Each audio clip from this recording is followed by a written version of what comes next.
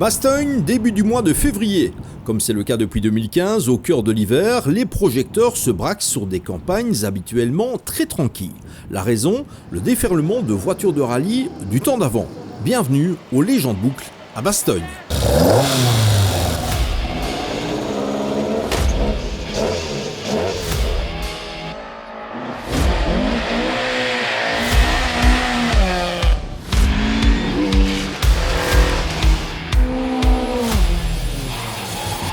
Pour ce millésime 2024 de la classique hivernale, les organisateurs ont proposé un cocktail aussi connu qu'apprécié par les équipages et les fans. 2 journées de course bien différentes, avec le samedi 2x5 spécial, ou plutôt RT, intégralement sur asphalte, et le dimanche 5 RT forestiers en ligne, le tout avec des pneus de série.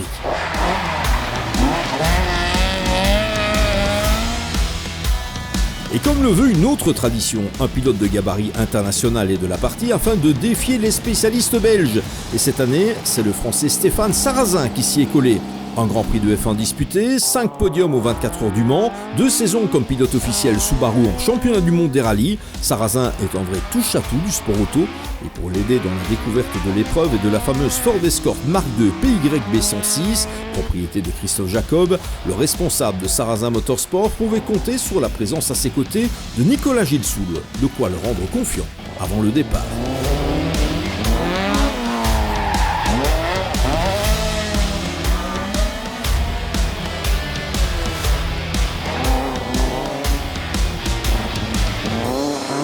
Il va falloir que je m'adapte, je découvre totalement les spéciales, le rallye, donc j'ai vraiment beaucoup à apprendre, dans l'exploitation de la voiture aussi. Donc on va y aller step by step, mais je vais essayer de me faire plaisir et ce que j'aime c'est me fighter pour la victoire toujours, donc on va voir où est-ce qu'on se situe face aux locaux. Et pour se rendre compte de la qualité de l'opposition, il fallait ne surtout pas louper la traditionnelle séance d'autographe du vendredi soir, sur une place Macauliffe déjà très bien achalandée. On y croisait le dernier vainqueur en date, Stéphane Stouff, mais aussi les Cédric Cherin, John Wartig, Bastien Rouard, Émile Breitmayer, Grégoire et Guilain de Mévius, Guino Kénis, Samuel Lay, Yannick Neuville, Geoffrey Léon, en plus évidemment d'un fort contingent régional emmené par les Fred François, Fred Capras, Christophe Daco, Charles Bleureau, Romuald Thirion, Christian Sébastien et Guillaume Glaude, etc., etc. Bref, et n'en déplaise à certains esprits chagrins, du très beau monde.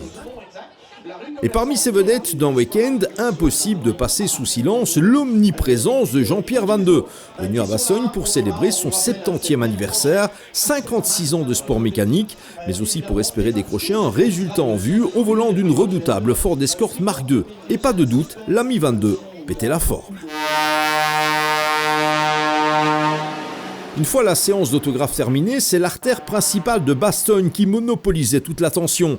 Et en cette période de grogne des agriculteurs, les Légendes Boucles à Bastogne avaient décidé d'offrir une véritable tribune à une colère totalement légitime. Raison pour laquelle, pour la première fois de l'histoire, des tracteurs se sont mêlés aux autos de course.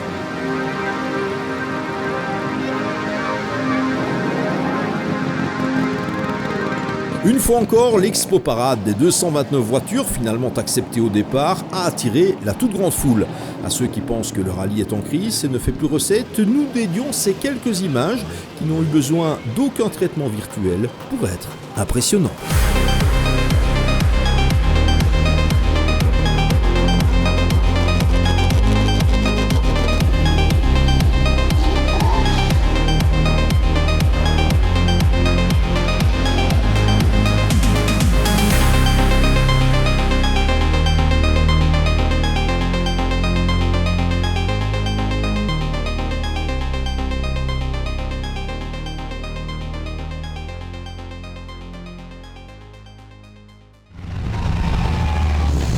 Il est 9h le samedi, Bastogne s'éveille et directement, c'est le choc. Grand favori de l'épreuve, Cédric Cherin manque en effet à l'appel au moment du grand départ. Il ne rejoindra la course qu'à partir de la 3e spéciale, perdant évidemment toute chance de victoire, mais nullement l'envie d'épater la galerie.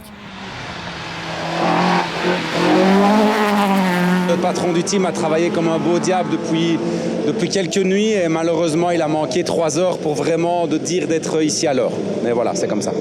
Mais depuis lors, on s'est rattrapé ici, Scratch. Ouais, 6 scratchs sur 8 spécial, je crois. Bon, franchement, honnêtement, la voiture, elle marche. C'est vraiment dommage. On prend beaucoup de plaisir à son volant. J'ai vraiment voulu repartir pour mes partenaires, surtout parce que j'ai des partenaires vraiment pour cet événement que je ne pouvais pas remettre sur un autre rallye. Et donc, on a pris la décision de redémarrer, le couteau entre les dents, et d'essayer d'être le meilleur performeur du rallye pour quand même faire parler de nous. Il a gagné le rallye du Congo, il a gagné.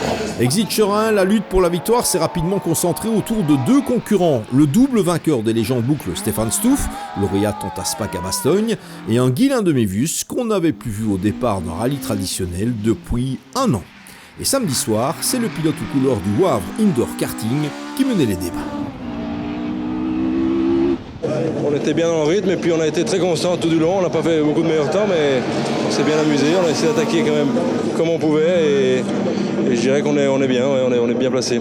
Bon, demain, c'est fameux spécial forestier. On sait que c'est la spécialité de Stefan Stouff. Il a 28 secondes derrière vous, ça va aller? Ouais, je pense que c'est aussi un petit peu ma spécialité. J'aime bien et c'est presque pour ça qu'on vient. Donc, impatient d'être demain et de voir ces belles forestières. Mais en pointant à 27 secondes à peine, Stouff savait que le meilleur était à venir, avec des tronçons forestiers dont le pilote du littoral a fait une véritable spécialité. Pour d'autres, c'était par contre plus problématique, avec un excellent Olivier Cartel, clairement candidat au podium, qui finissait par quitter la bonne trajectoire au moment de passer le flying finish de l'ultime RT de la journée. Équipage indemne, mais voiture endommagée. Game over.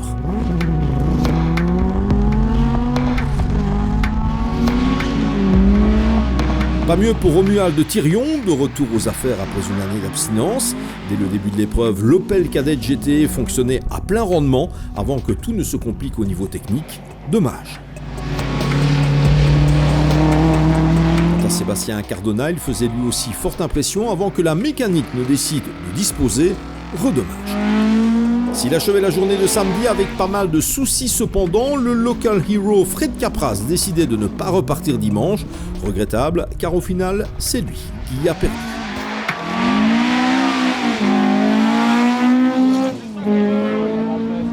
Pas d'ennui par contre pour le pilote officiel BMW M Motorsport en endurance, Maxime Martin, de retour des 24 heures de Daytona, qui a mené à bien sa récréation annuelle avant de se retirer sur la pointe des pieds. D'autres déplacements majeurs l'attendent en effet à court terme.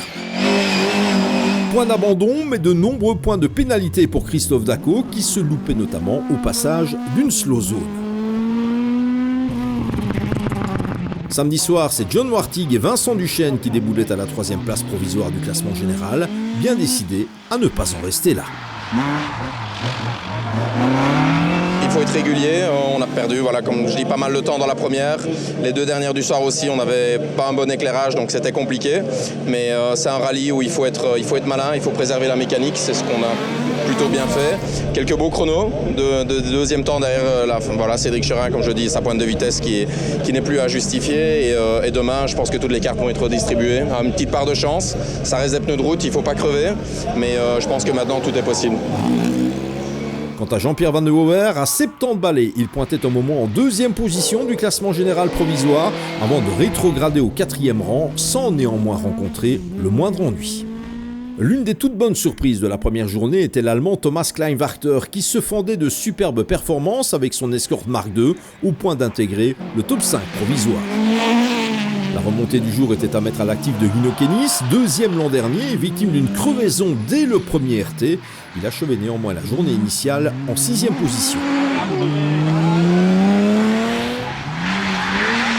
D'une BMW 325 et E30 à l'autre, Charles Blaireau pointait dans le sillage de Kenis, une offensive bavaroise à tenir à l'œil sur les RT forestiers du dimanche. Sur une Toyota Starlet déjà vue par le passé, Yannick Neuville faisait une nouvelle fois des étincelles, et là aussi, le meilleur était à venir. Le Français Eric Maufrey, qui devient un habitué des légendes boucles, accroché lui aussi en top 10 provisoire, mais derrière, cela pressait. Comptant parmi les régionaux de l'étape, Loïc Pirot enchaînait en effet le Romagna Winter Classic avec les légendes boucles et toujours la même vélocité avec l'Escort Mark II. Dans le sillage des locataires du top 10, cela klaxonnait ferme avec un peloton de chasse comprenant Samuel Burnon, Fred Bouvy, Bastien Rouard ou Émile Breitmayer, tous sur Ford Escort. c'était vraiment une journée très compliquée pour nous. On a fait un peu les paysagistes, on a visité les champs 2-3 fois. Et là de nuit, c'était quelque chose avec la pluie, les feux qui éclairent pas trop, mais une sacrée journée. Ça représente bien les boucles de Bastogne. Une des conditions dantesques, de la pluie, ça représente bien le rallye, je pense.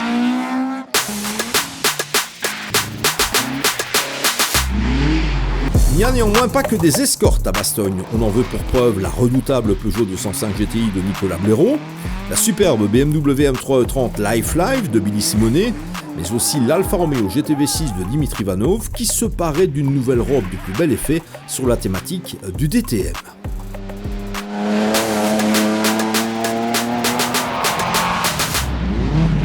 Ce qui nous renvoie à la Mercedes 190 de l'I316 soupape du concessionnaire à l'étoile Samuel Zune, éternelle ode au spectacle. Que dire alors de la Mazda RX-7 groupe BAEC de Samuel Ley qui jouait de malchance en cassant un tirant de pont avant de repartir, avec une seule ambition, performer sur les RT forestiers de dimanche. Et Stéphane Sarrazin, direz-vous. Un groupe de tête, évidemment, avant que de petits soucis techniques ne cassent le rythme du Français, finalement contraint de rester là suite à un bris d'embrayage.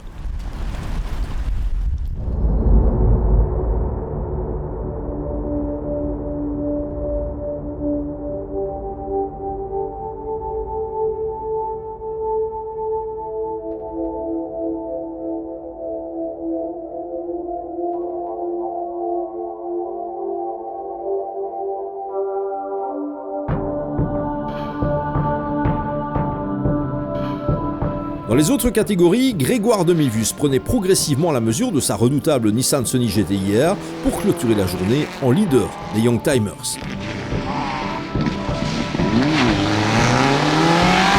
Le Namurois devançait Stéphane Hubin qui assurait une fois encore sa part de show avec l'impressionnante Opel Omega 3 litres 24 soupapes.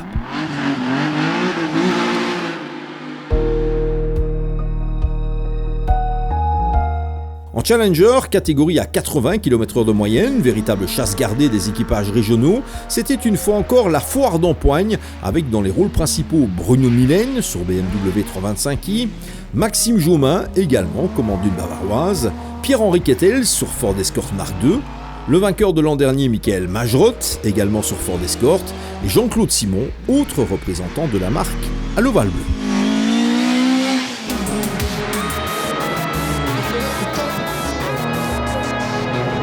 Du côté de la catégorie classique 65, cette journée initiale a sonné le glas de plusieurs favoris, à commencer par les deux Flandres, dont la Porsche 911 a connu un souci de filtre à essence coûteux en temps. Grosse perte de temps également pour le double vainqueur Patrick Lambert, de nouveau accompagné de Yannick Albert, qui souffrait du côté du carburateur de la BMW 2002 Ti.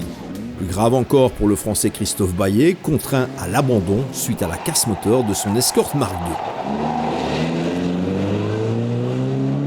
À l'issue des RT de samedi, ce sont les régionaux Stéphane et Nicolas Blaise sur Volkswagen Golf GTI qui menaient les débats. À une vingtaine de points, on retrouvait Claude Ninan et Christophe Simon sur la bien connue Opel Kadett GTI.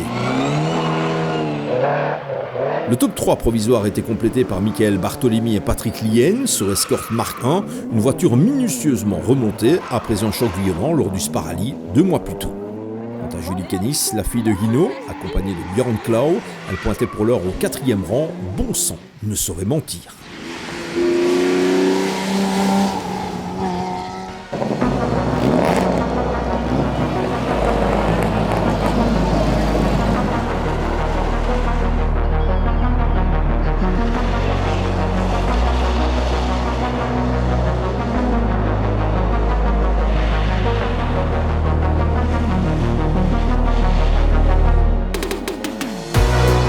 Classique 50, on se dirigeait vers une domination française sur le terrain de jeu des Belges, avec Vincent et Benoît Lejeune sur leur impressionnante Opel Commodore 2800 GS, leader, tandis que Jérôme Ambrosini et Montgomery Abel, sur leur bien connu Audi 80 GT, se classaient 3e du général. Entre les deux équipages hexagonaux, ce sont Jean et Bertrand Neuville qui défendaient le mieux les couleurs de la Belgique avec leur Porsche 944.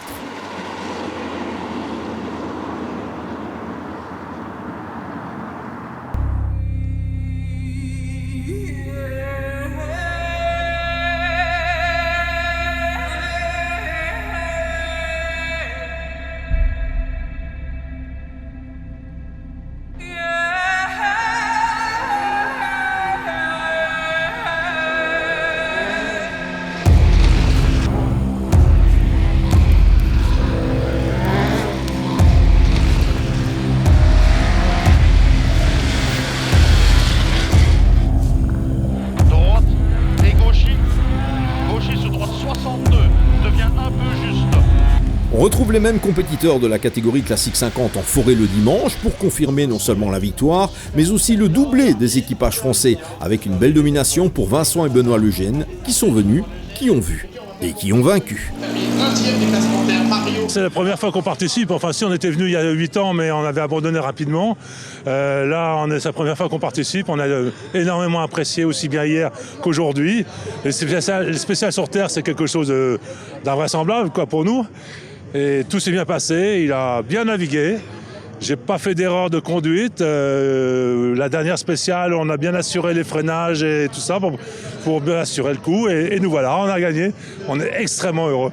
Et en 5 RT, Jérôme Ambrosini et Montgomery Abel sont parvenus à prendre le meilleur sur l'équipage belge de pointe pour assurer un triomphe du bleu, du blanc et du rouge. De quoi renvoyer Jean et Bertrand Neuville sur la plus petite marche du podium, revanche en vue au mois de février 2025. Le top 5 en classique 50 était complété par la Nissan Pulsar, née Sunny en eau basse contrée, de Mario Varewaar et Pablo Krakow, qui échouaient au pied du podium, et par l'Ascona B des Hollandais Bartilen et Michiel Sanders. A noter la 7e place de la Citroën Diane de Félix Kirainen et Philippe Beyers, preuve qu'il n'est point besoin de disposer d'une mécanique surpuissante pour briller en régularité.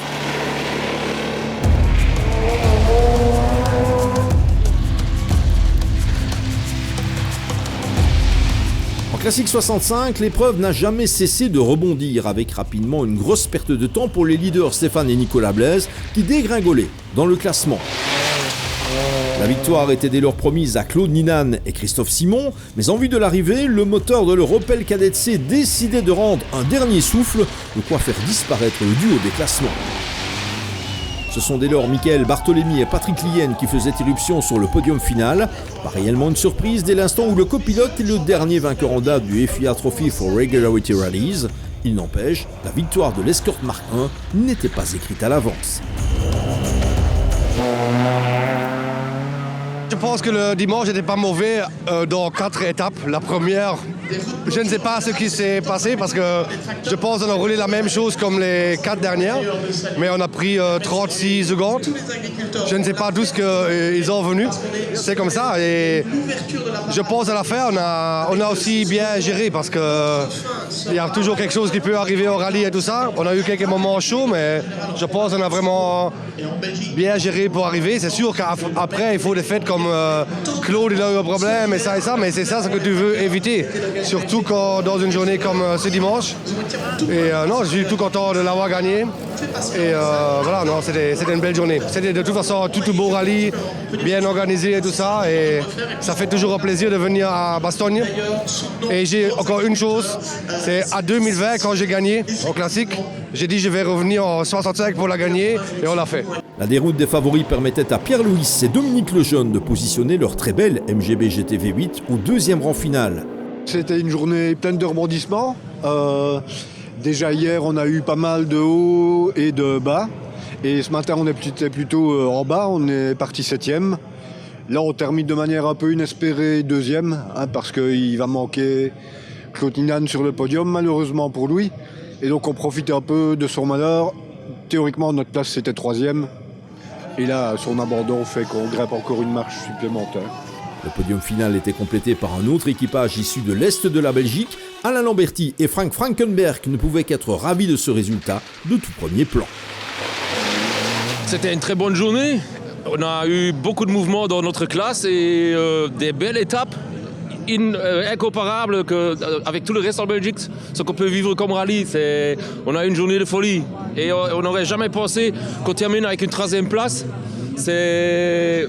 Quand on est arrivé, on avait espéré peut-être de rouler dans les top 20 et ça c'est un cadeau jamais eu. Pour compléter le top 5 en classique 65, on retrouvait la petite mais très efficace Citroën Visa GTI de Peter Van Loock et Tom Van Besselaar, ainsi que la Volvo 142S d'Éric Jangou et Didier Gatti. Quant à Julie Canis et Björn Klau, ils échouaient finalement en 6e position du classement général, avec pour ambition d'améliorer cette position dans le futur.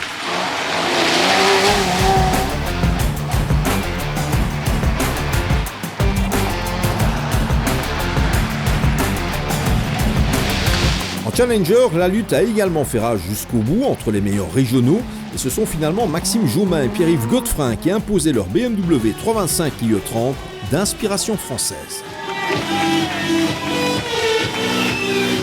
Un week-end dans la préparation, dans la gestion, dans un peu de chance, avec une équipe derrière nous, tout qui réussit à nous deux, ça, tout roule, le top. Les conditions un peu difficiles évidemment avec la pluie ce week-end, le crachat, le gras. Oui, moi je redoutais ça, j'avais jamais eu d'expérience sur le gras, donc je le voulais depuis tellement longtemps. Je l'ai eu, on a été servi, mais on a bien géré quand même, donc c'est cool. Leader la veille au soir, Bruno et Florent Nielen assuraient le doublé des Bavaroises en décrochant la médaille d'argent, mais il s'en est fallu de peu. Quant au lauréat de 2023, Michael Majerotte et Arnaud Ewi, ils déboulaient finalement en 3e position, poursuivant leur série de gros résultats aux Légendes Boucles. Progression également pour Jean-Claude Simon et Michel Nizette, dont la Ford Escort achevait l'épreuve au 4e rang, juste devant un autre bolide frappé de l'ovale bleu, celui de Pierre-Henri Kettels et Romain Sulbou, solidaires avec les agriculteurs en colère. Dans ce bal de voitures allemandes, Jonathan Georges et Elisabeth Fagnan permettaient à leur Peugeot 205 GTI d'intégrer le top 6 général.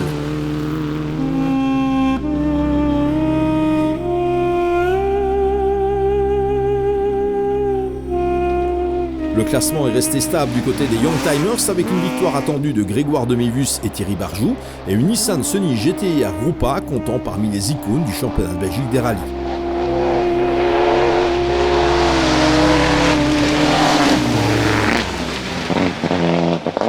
C'est assez super parce que c'est une voiture que j'ai beaucoup aimée, parce que c'est une voiture atypique, il n'y en avait pas beaucoup qui roulaient et à l'époque ça a surpris un peu tout le monde qu'elle soit compétitive. Et donc cette première victoire à Spa, ça a été pour moi, comme j'ai beaucoup roulé avec des gros peines, un peu une catégorie, deuxième catégorie, de pouvoir gagner devant des Sneyers, des Duets et tout ça, c'était magique, beaucoup de plaisir. Quant à l'Opel Omega 3 litres de Stéphane Hubin et Éric de Fourny, elle ne pouvait décemment espérer mieux qu'une 2e place à la régulière, mais la berline au Blitz a une fois encore marqué les esprits.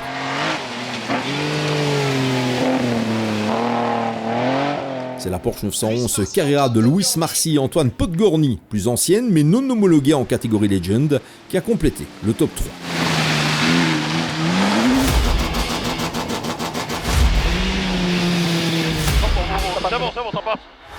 Ce qui nous ramène à la catégorie Rennes avec une ultime journée tout simplement fabuleuse, qui débutait par un fait de course majeur avec l'abandon des leaders Guylain Demivus et Johan Jallet, victimes d'un bris de pont. Dès cet instant, Stéphane Stouff et Joris Erard se retrouvaient aux commandes du rallye avec dans leur sillage l'inénarrable Jean-Pierre 22, flanqué de Valérie Sauré.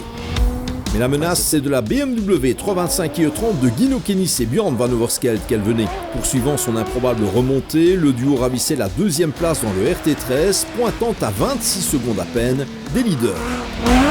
Et sous la pression, Stouff finissait par commettre une petite erreur dans l'avant-dernier RT, concédant 12 nouvelles secondes.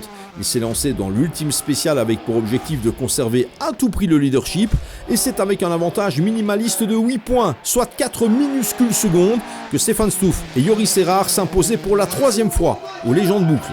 Absolument magique. C'était très difficile aujourd'hui. J'ai déjà hier fait un frayeur et aujourd'hui encore une fois.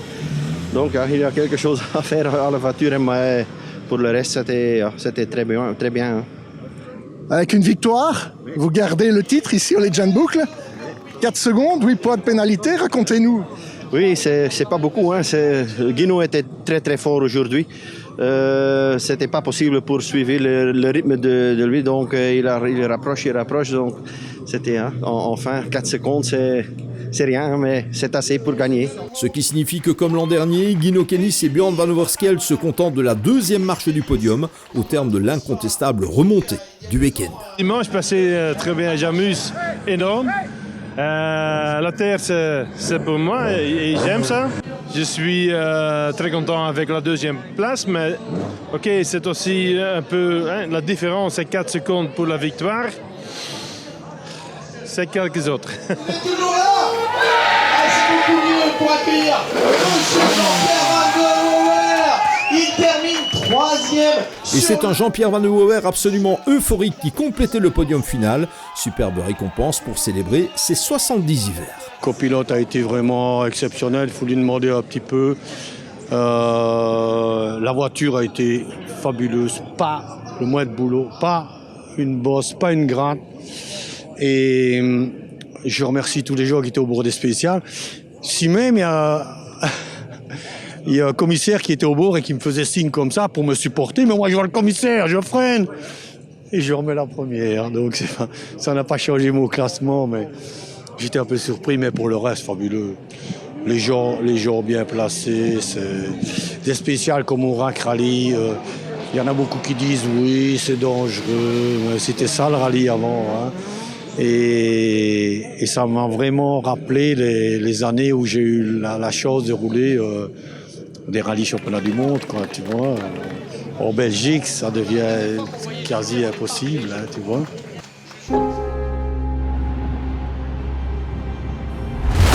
Qu'on ne s'y trompe néanmoins pas, cette seconde étape des légendes boucles a été marquée par les remarquables performances de deux autres équipages. Sur leur lancée de la veille, Cédric Cherin et Damien Witters ajoutaient 2 nouveaux scratchs à leur week-end. Vraiment dommage, cet envol manqué le samedi matin, mais quelle remontée de la 74e à la 13e place.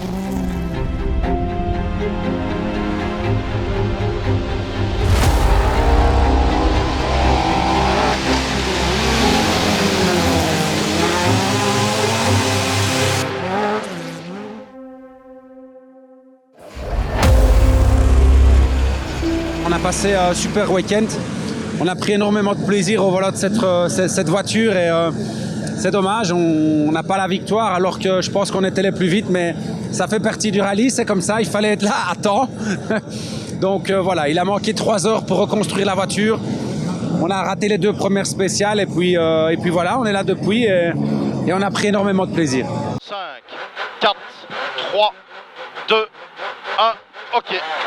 Gauchy, 80 mètres. Chaque année, l'étape dominicale des légendes boucles à Bastogne comprend un challenge terre récompensant le meilleur performeur au bout des 5 RT forestiers. Et c'est un Samuel Lay en toute grande forme, copiloté par Cédric Pirotte, qui a décroché la victoire, s'étant montré le plus rapide dans les RT11, 12 et 15 avec la Mazda RX-7. Plonge, 5 tenir, moins. Avec Gauchy, attention. Ouais, ça va. Droite 32, dur. 53 plus dur. Ouais. C'est bon, ça part. Allez, sommet droite, il ouvre. Hop, Gauchy, redresse.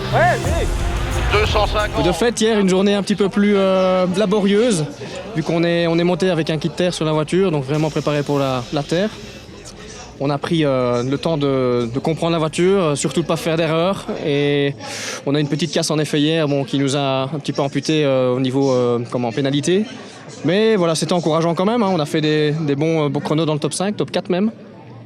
Et aujourd'hui, on repartait d'une feuille blanche, disons, hein, avec une voiture un peu plus adaptée. Et on a simplement essayé de rouler à notre main. Je vous avoue que j'étais un petit peu frustré d'hier, donc j'en ai peut-être remis une petite couche, mais c'est pas pour autant que voilà, on s'est fait de grosses frayeurs. On a roulé, je pense, intelligemment et avec Cédric à côté, c'était simplement parfait. Hein. J'ai rien à dire. Toute l'équipe AEC, que je remercie d'ailleurs pour la confiance et pour l'opportunité, ils ont été très réactifs. Ils ont toujours été à l'écoute, ils ont toujours été présents.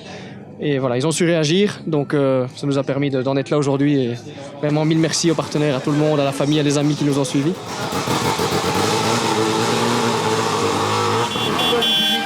Au pied du podium bastognard, on retrouvait les meilleurs régionaux, en l'occurrence Charles Blaireau et Antoine Dauby, qui ont clairement épaté la galerie avec une BMW 325 IE30, sans doute moins performante que celle de Guino Kennis. Une grande et belle performance. On commence dans le but de rester dans le top 10. Et puis voilà, on entame les spéciales terres, on prend un pied fantastique, tout se passe à merveille.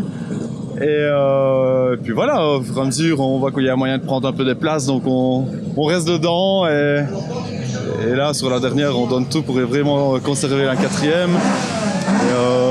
Un tout grand merci à mon copilote, à toute la famille, mon épouse, tous les mécanos qui font un travail magnifique, au garage Blero et j'en oublie, mais c'est vraiment c'est génial quoi. Que dire alors de ce diable de Yannick Neuville avec Romy Schröder dans le baquet de droite? Sur la terre, le frère de Thierry Neuville a fait honneur à son patronyme, exploitant l'intégralité du potentiel de son original Toyota Starlet. Résultat, un top 5 tout simplement exceptionnel. C'est une super journée, un super week-end. La voiture marche tout le week-end très bien. J'ai un seul problème avec le frein, mais le temps est pas mal et je suis très content avec la 5e place.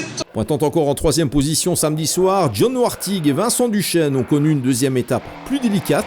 Il les a finalement laissés au 6e rang général, mais la progression se poursuit. Une bonne journée hier, hein, on rentre dans le top 3. Aujourd'hui, un peu plus compliqué, on a eu des petits soucis, une crevaison. Et quand on voulait jouer le podium, il faut vraiment ne pas avoir tous ces petits trucs-là. Mais on se rapproche, j'avais comme objectif un top 5, on y est presque. On prend un petit drapeau rouge dans la dernière, on est 6e je pense, mais on aurait été top 5.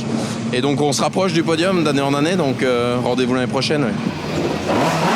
Autre régional, Loïc Pirot, avec Jean-Baptiste Baudet à ses côtés, a poursuivi son offensive ardennaise le dimanche, ce qui l'a laissé au 7e rang général avec la très belle Escort Mark II. Pirot a devancé un Bastien Roard qui a enquillé l'intégralité des RT avec cette autre escorte, Mark 1 cette fois, et qui a confirmé dans la foulée des légendes boucles sa présence en championnat de Belgique des rallyes. Les Français Éric Monfray et Anne Brailly ont fait un peu moins bien que l'an dernier, une 9e place finale succédant à la 7e 12 mois plus tôt, mais l'essentiel, c'est qu'ils se sont amusés. C'est à Frédéric François et Jérémy Penoy qui est revenu l'honneur de compléter le top 10 final. Tout n'a pas tourné parfaitement pour le duo régional, mais le spectacle était une fois encore au rendez-vous. Très bien commencé avec un 2e temps, puis une petite sortie dans la 2e, on pliait le pont, donc la 3, la 4, la 5, on a fait quand même slow, mais on revient quand même 11e en repartant très loin hier et au matin. Et voilà, franchement, on est content de notre course, l'auto a bien tenu et tout, et voilà, on s'est bien amusé sur la terre. Comme de coutume efficace, Geoffrey Léon était de nouveau accompagné de Jean-François Elst dans l'habitacle de l'Escort Mark I, ce qui s'est traduit par le 12e rang absolu dans le sillage de Cédric Cherin. Précisons que samedi soir, le pilote de Louvenier pointait en 21e position seulement.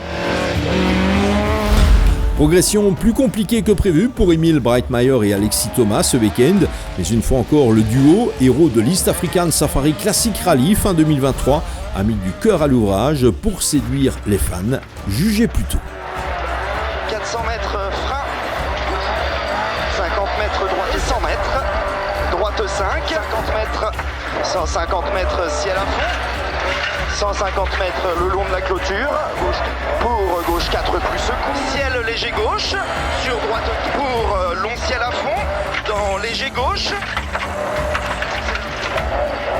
ferme au croisement. Sur arrivée. L'une des bonnes surprises de la première partie du classement est la 14e place de l'original Mitsubishi Lancer 2000 Turbo de David Huglas et Loïc Dethier. Bolide qui a précédé l'impressionnante série des Evo pour la marque au diamant. Les habitués des légendes boucles et des compétitions historiques ont comme attendu réalisé un joli tir groupé dans le top 20 avec Miguel-Henri Defrahan et Jean Dillet sur Ford Escort, André et Guillaume Losberg de retour sur la Porsche 911 ou encore Eric Winmus et Sébastien Smous qui célébraient leurs 51 ans sur BMW 323. Quant à la superbe Alfa Romeo GTV6 de Dimitri Vanov et Lionel Windeshausen, elle a intégré le top 20 général, ce qui constituait l'objectif initial, et le bolide italien a une fois encore ravi les fans. De la prestation de Laurent Richard et Loïc Dumont, on retiendra surtout la déco particulièrement soignée et réussie de la Porsche 911, clin d'œil à un certain Henri Toivonen. Accompagné de Stéphane Prévost, Olivier Breitmayer, le papa d'Emile a lui aussi été au bout de l'aventure avec la première version de l'Escort. Issu du championnat de Belgique des rallyes, Benoît Verlinde, copiloté par Mark van der Moortel, avait misé sur une Toyota Corolla 1600 GT, rappelant les duels épiques entre Verreid et 22 par le passé. Si Samuel Lay a brillé de mille feux au volant de la Mazda RX-7 Groupe B AEC, les locaux Stéphane Gérard et Fabrice Laroche disposaient d'un engin similaire, également à l'arrivée. Quant aux Opel Manta 400 ex-usine, elles ont été fidèles à leur réputation de grande robustesse, tant Jean-André Collard et Thibaut de Requiem que Jacques et Robin Sestac, se jouant des pièges dominicaux. Le public de Bastogne a néanmoins été très attentif à une autre 400, Ascona cette fois, dès l'instant où le bolide des Français Richard et Florence Thierry est tout simplement celui avec lequel Guy Colsoul s'est illustré en Belgique, sous les couleurs de Bastos. Autre Opel est bien en évidence, l'Ascona 1 de Christophe Deleu et Peter Van Hoof termine à une position ne reflétant nullement son potentiel, à revoir avec davantage de réussite. Dans le clan Glaude, ce sont Christian et Anne qui s'en sont le mieux tirés cette année, de quoi alimenter les conversations familiales au cours des prochains mois, du côté de Bertone.